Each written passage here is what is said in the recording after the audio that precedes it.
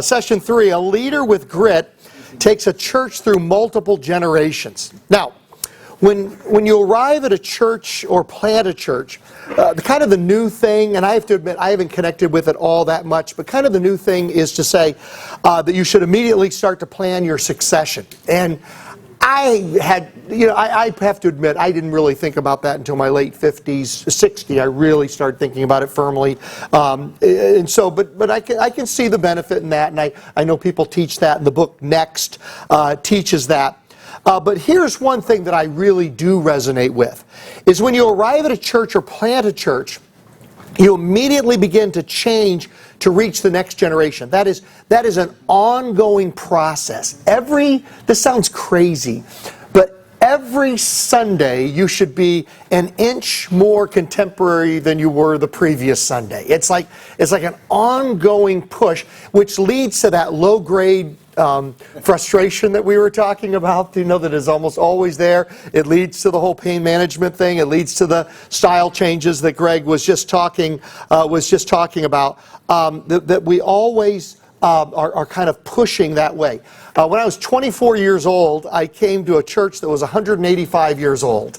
A little country church, rural town, 185 years old. When I came here at the age of 36, this was a 125-year-old church. And so we always have to be pushing on that, sometimes more quickly than others. When I was at Homer, New York, First Baptist Church, Homer, New York, it's now called Grace Christian Fellowship. I was there for 12 years, here now for 26 years.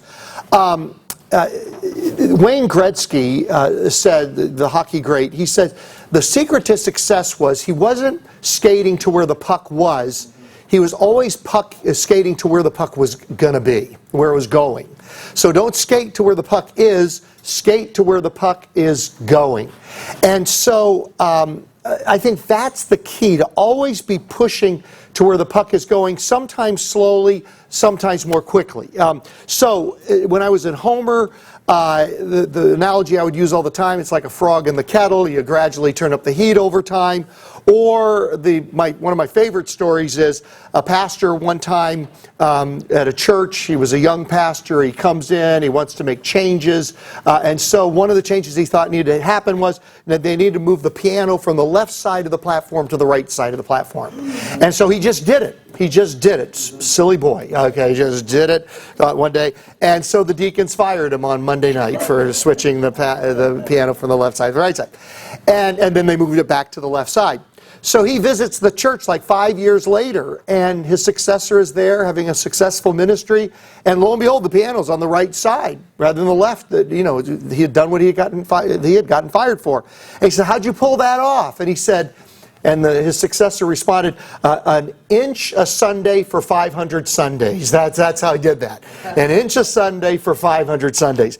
And much of, if you're looking for the leader that kind of makes changes quickly, I am not that guy. Our poor staff here is so, they have to live with this. Poor Lisa, who does more by lunch than I do it over a 10-year period. I just am very, very incremental in change because I've been at 185 and 125-year-old church.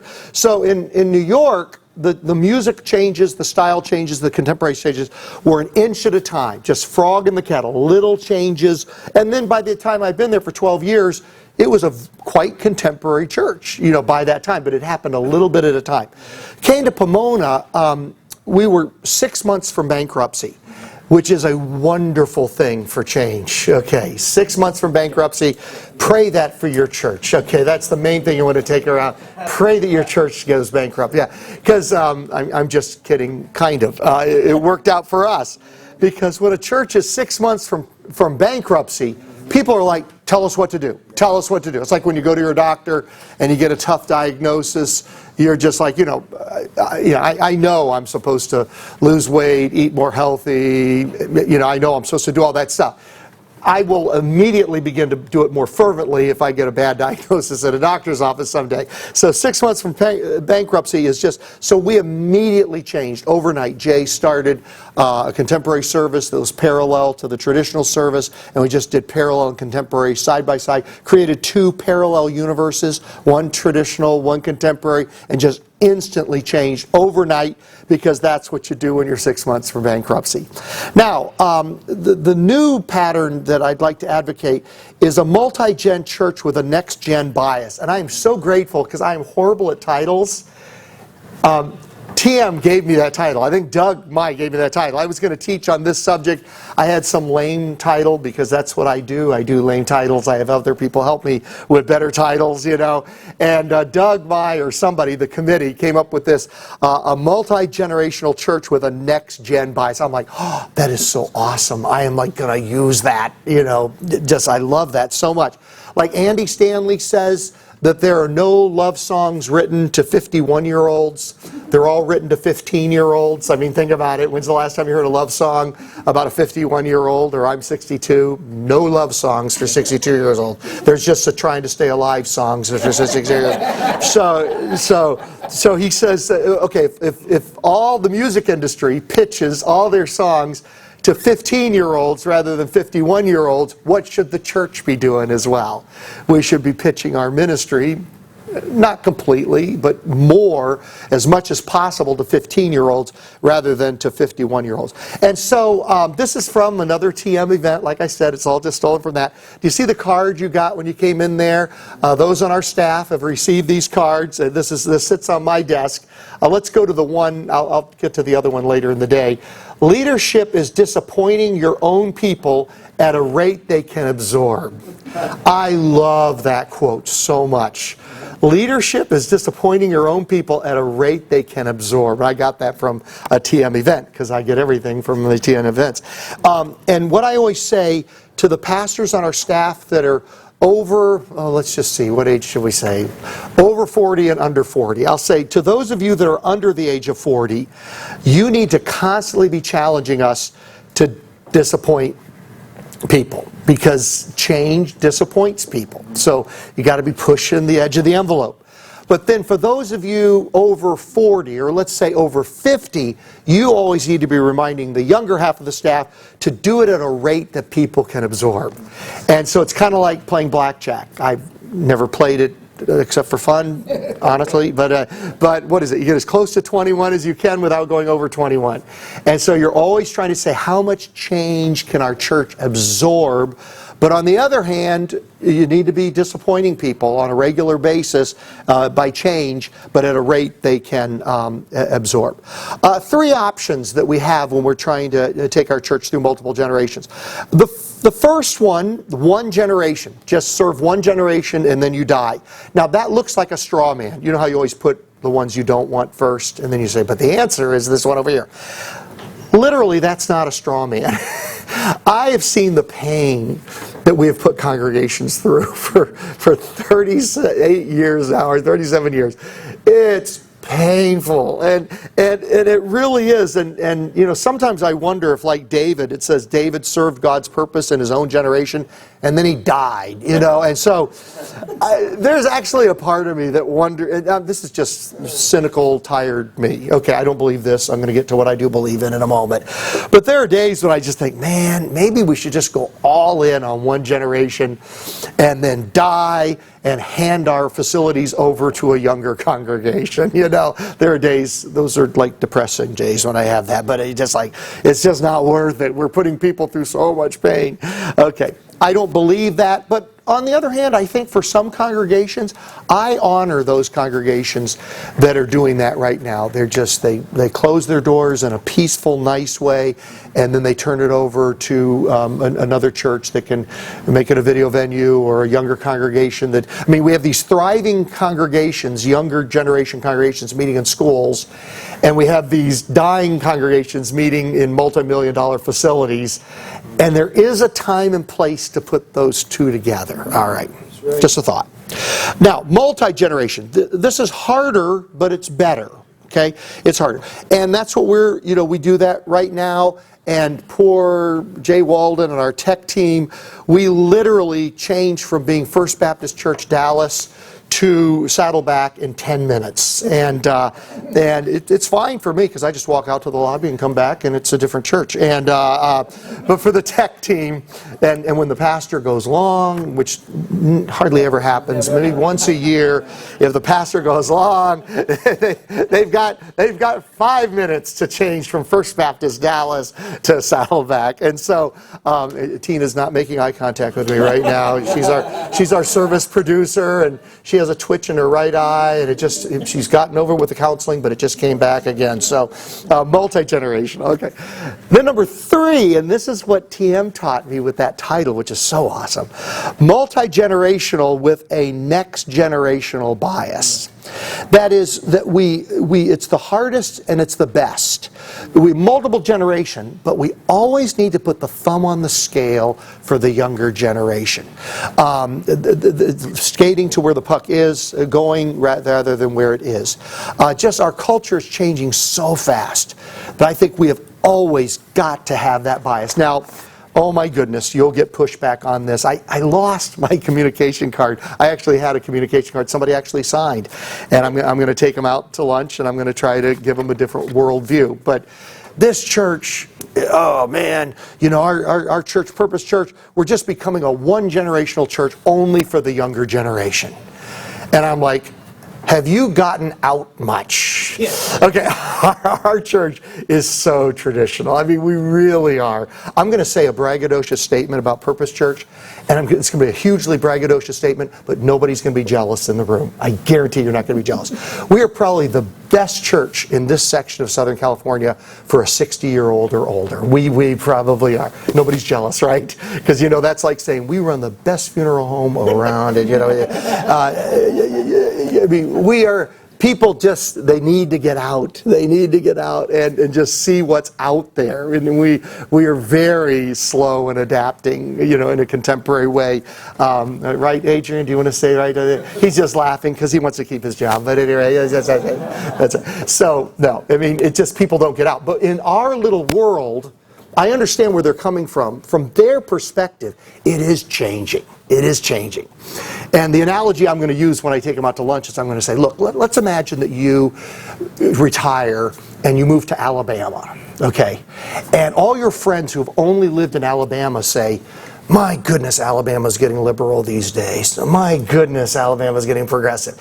And you have moved here from California, and you're going to go, you are insane. You have no idea, right? Yeah. Lisa's been working with California curriculum, and you have no idea what you're talking about. But for those people that have never lived anywhere but Alabama, I'm sure Alabama feels like it's getting more liberal, but compared to that. And that's just the perspective people have. It's their limited perspective. I get it. I understand it. I'm sympathetic to it.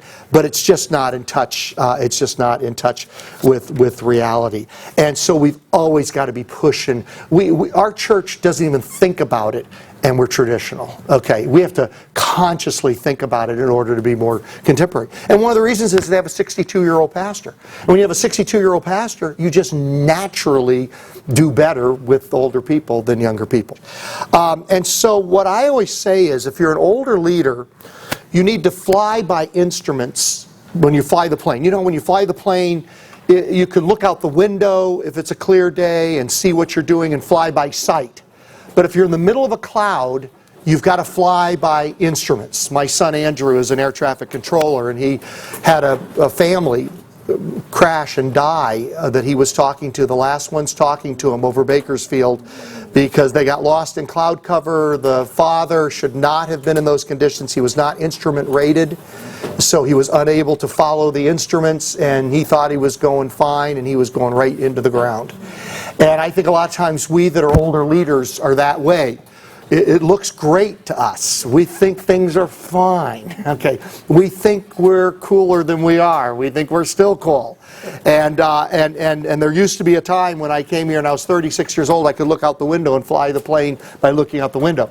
Now, if you're at my stage in life, you're in the cloud cover, and you've got to have an instrument panel, which is your younger voices. You have to have younger voices at the table in order to fly the plane in a correct direction. You need it in the area of music, in the area of your name. which Lisa talked about, in the area of groups, like Greg talked about, visuals, graphics. That is one thing I totally have a blind eye to. I think that's one of the keys to success at High Desert. Like Tom had a background in graphics, didn't he? Yeah, it was fascinating to have a pastor whose background was in graphics. I am not that guy. I see very little, I see tremendous difference between these two. I'm like, look at this compared to this, ha ha ha. And the younger ones are going, they're both terrible, Glenn. Okay, yeah. Collaboration in decision making, in preaching collaboration, getting some younger voices around the table, and of course hiring younger voices to help you as well. Not taking the baton too soon. I almost wish I had a glass partition and we had all the under 40 on one side of the room and all those over 40 on the other side of the room. And so a glass partition could come down. It's like a marriage conference. You wish you could talk to just the husbands sometimes and just the wives. You don't want the wives hearing what the husbands are supposed to be doing, and you don't want the husbands to hear what the wives are supposed to be doing. But try to handle it, okay? Patience, patience. Those of you that are younger leaders, I always joke that Absalom, do you see that passage down there? It's bolded. Absalom was the first youth pastor. He said, if only I were appointed judge in the land, things would be going so much better around here. First youth pastor, Absalom, you know. Every youth pastor thinks they can, and they often can. You know, they often can. You know what? I'm just going to say, they do have the ideas. Andy Stanley, Lisa just showed this at staff the other day, where Andy Stanley says, we that are older have all the resources. Those that are younger actually have the good ideas. And we just have to be humble enough to share the resources with the younger people in the room that have the good ideas. Older half have the resources, younger half have the ideas. If we're humble enough to share resources with those that have the younger ideas, we will prosper. And so it says, because the youth pastor Absalom told everybody about how he could do things better, at the end it says, and so he stole the hearts of the people of Israel. And I actually have switched this, where I want the younger generation to begin to steal the hearts of the people of Israel. This is a dysfunctional example, but if you switch it, it can be actually a healthy thing. I love to hire to be the dumbest person in the room, and I have succeeded at that. And then I always say to people that when you show your value to our organization, now I work for you, okay? I work for you. As soon as you show your value to Purpose Church, I work for you. My job is to keep you at our church as long as possible, and as happy as possible, and as fulfilled as possible. Now, let me just tell you, because each of you are saying easier said than done. For those that are on the older half, we have to be open enough to let them do certain things and in on decisions that usually you don't get to till you're older. You gotta let them do those things. You gotta let the Absaloms of the land have some input. If Absalom had had more input, maybe he wouldn't have rebelled against his father David, if he had had more of an input. Now, for those of you that are younger, let me tell you what will make it easier for older leaders to share more of the leadership. Here's what it is. If they feel that you're loyal and that your loyalty is unquestioned. People have said, Glenn, aren't you intimidated by some of the leaders that have come at Purpose Church? Because we've had some phenomenal leaders. We have phenomenal leaders right now, and we've had many phenomenal leaders in the past. And they said, man, you know, you must be so humble. You must be so open. And I'm like, no, I just have people that have been so incredibly loyal that I feel safe in sharing power. Does that make sense, you know? Let me tell you one story. Chris Brown, who's now pastor down at North Coast, and by all counts, way more gifted than I am, way more gifted than I am in every way. And he was here with us for 10 years. And I remember once when I first came and he was our new youth pastor, he was invited over to some older people's homes, and they were complaining about some of the changes that we were doing here. They're complaining about it. And they began to kind of rip on me a little bit at this dinner that he and his wife Amy were at with these other couples. And Chris goes, oh, he goes, I am so sorry. I had no idea that the conversation was going to go this way, and if it continues, Amy and I are just going to have to leave right now. And he said his wife was digging her fingernails into the top of his thigh. You know, just blood was coming out. She was so humiliated. She was so, and they were like, oh. oh, no, we won't talk that way anymore. Okay, there's somebody that you can share leadership with. And that story would be repeated against any of our other leaders here. They got your back. And the more they feel that loyalty from you, for you, then the more easy it is to share. Does that make sense there? Okay. Now, then the other side of it is that the more we do give up power and collaboration and sharing, the more we do it when we can do it, they'll be less pushy for the areas where you can't do it yet. Okay? The more you do it in the areas you share power, in the areas where you can do it, the less they'll push for areas where you're just unable to do it. Okay? Elena, 5 more minutes and then we'll get go grab our lunches. Okay, here we go. Not sharing and then giving up the baton. Here's one secret that I've had. You know, people say, oh, Glenn, you're so humble because you let other people take credit for so much. I'm like, no. It's the exact opposite. I have a huge ego. I take credit for everything around here. I take credit. If some young leader does something spectacular, you know, if some young leader, I'm like, I hired him. Just you're looking at the reason that happened right here. I love this story right here. Just 2-minute Bible lesson. David, you know, is so successful, but then Saul hears them say, Saul has slain his thousands and David his tens of thousands. Okay, what Saul should have said at that moment when he heard them saying, Saul has slain his thousands and David his tens of thousands, what Saul should have said is, I hired him. Aren't I the awesome one? And he should have sat back, he should have enjoyed it, because David was loyal. There was no reason for him. David was loyal to him, and he had expressed it in countless ways. And he had Saul's back. So Saul should have just said, I hired him, I'm amazing, whatever they do is amazing too. It's interesting that the person that has the best attitude in this is the Pharaoh. So the so-called godly king of Israel, Saul, has the wrong attitude. The ungodly, the pagan Pharaoh, has the right attitude. And so with David in charge, with Joseph in charge, he just sits back and says, I hired Joseph, aren't I an awesome Pharaoh? And let him do his thing. And I love this. It says, it said about Potiphar that with Joseph in charge, all Potiphar had to worry about was what he was going to have for lunch.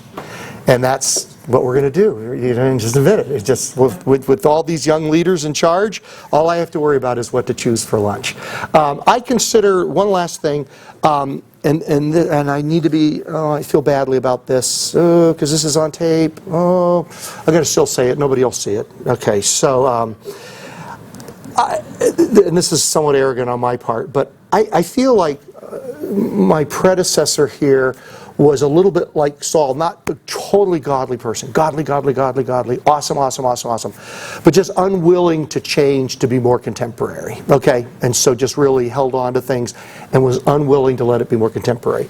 Then I kind of see myself as a David now, which is, you know, I'm in the later stages of my life. The big thing I need to do is make sure I don't mess up, okay? Like the 90-year-old in the desert, okay? Just gotta make sure I don't mess up. But the other role that I have now is to prepare to help Solomon succeed after me. So to raise up a Solomon, okay, and to help Solomon succeed after me. Remember what David did? He gathered all the materials for the temple in preparation for Solomon.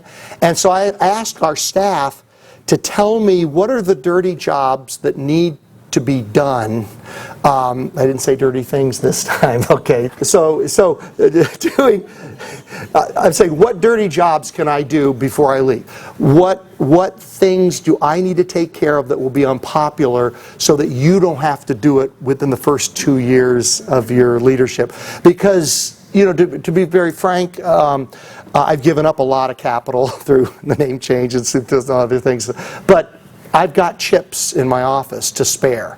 I want to walk out of here someday with no chips. No chips. I want to walk out with 0 political chips. Why? I don't need them. If I retire, I don't need political chips anymore.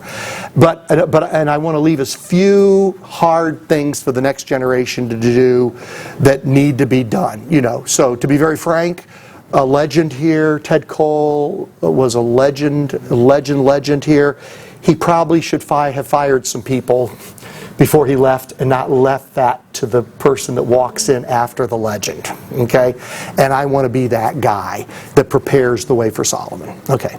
And then, if I could just say one warning word to the Solomons, the young ones your job is to stay faithful to the truth, because that's what got Solomon in trouble. He began to have other wives. There, did I say that one right there, Lisa? Okay, good. Okay, yeah. Began to have other wives that led them astray into other things. And so for the younger generation, I challenge you, be the early Solomon, don't be the late Solomon. Okay. But to the Davids in the room, the older ones like me, to the Davids I say, let's do everything we can to pave the way for the success of the Solomons to come. Successful handoff is trust.